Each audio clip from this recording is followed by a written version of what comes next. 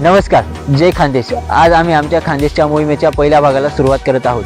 ज्या संस्कृतीला फक्त महाराष्ट्रात किंवा भारतातच नाही तर संपूर्ण जगात मानले जाते आणि ज्या संस्कृतीचे या संपूर्ण जगात लाखो करोड चाहते आहेत, त्या संस्कृतीच्या या पहिल्या भागाला आम्ही आज सुरुवात केलेली आहे। ही संस्कृती काही फक्त 2 ते 400 वर्षात निर्माण झालेली नाही। या संस्कृतीला निर्माण होण्याचा लाखो वर्षांचा इतिहास तिला कारणीभूत होता आणि जेव्हा ही संस्कृती निर्माण झाली त्या मागचे सर्वात मोठे कारण होते ते म्हणजे या खानदेशातील पहिल्या मानवाने या खानदेशच्या भूमीत ठेवलेले पहिले पाऊल। फक्त ज्या मातीत माणसे आणि झाडं जन्माला येतात त्याच मातीत 1.5 ते 2 लाख वर्षांपूर्वी आमची या खानदेशची संस्कृती या भागात जन्माला आलेली होती।